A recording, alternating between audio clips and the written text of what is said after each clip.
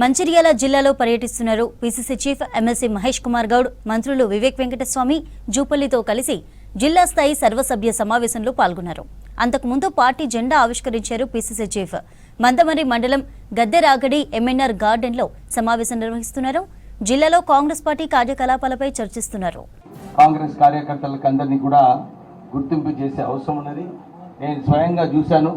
మహేష్ కుమార్ గౌడ్ గారు కూడా ఎప్పుడు ఏ కార్యక్రమంలో చర్చ జరిగినప్పుడు అరే ఏ పేరు ఇచ్చినా కానీ కేవలం ఎవరైతే కాంగ్రెస్ పార్టీకి పనిచేసినారో వాళ్ళ పేర్లే రికమెండ్ చేయాలని చెప్పి ఎప్పుడు కూడా చెప్తూ ఉంటారు. మీనాక్షి నటరాజన్ గారు కూడా వారు కూడా ఎప్పుడు కూడా ఇదే ఆలోచనతో లేదు పార్టీని ఎట్లా స్ట్రాంగ్ చేయాలి, ఈ పార్టీని ఎట్లా ముందుకు తీసుకువెళ్ళాలని చెప్పి ఎప్పుడు ఇదే చర్చలు జరుగుతుంటాయి. అదే దృష్టిలో పెట్టుకొని ఈరోజు మహేష్ కుమార్ గౌడ్ గారు అన్ని జిల్లాలలో తిరుగుతున్నాడు.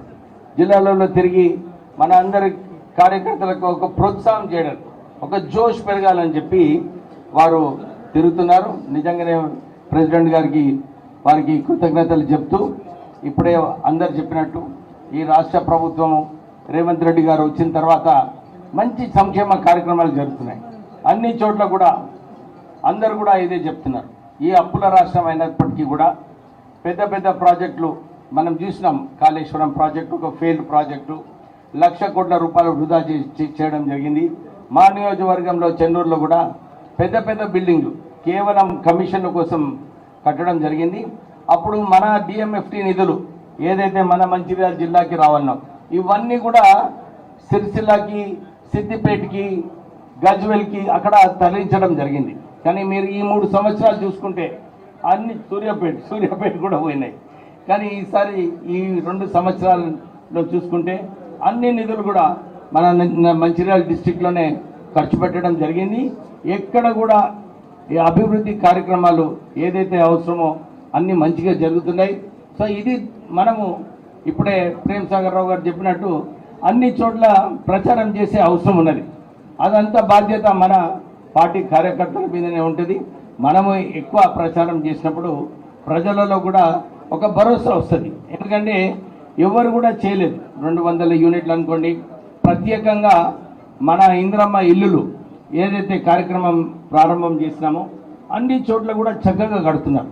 నేను సిద్దిపేట అక్కడ ఇన్ఛార్జ్ ఉన్నాను. అక్కడ వెళ్ళినప్పుడు కూడా అన్ని 3,500 ఇల్లు ఏదో ఇచ్చినారో అక్కడ మంచిగా కడుతున్నారు. మన మంచిర్యాల జిల్లాలో మంచిగా కడుతున్నారు. ఎక్కడైతే కొందరికి స్తోమత లేదో నేను మా నాయకులందరికీ కూడా మన నాయకులందరికీ కూడా ఇదే రిక్వెస్ట్ చేస్తున్నాను. కొంచెం సాయం చేయండి.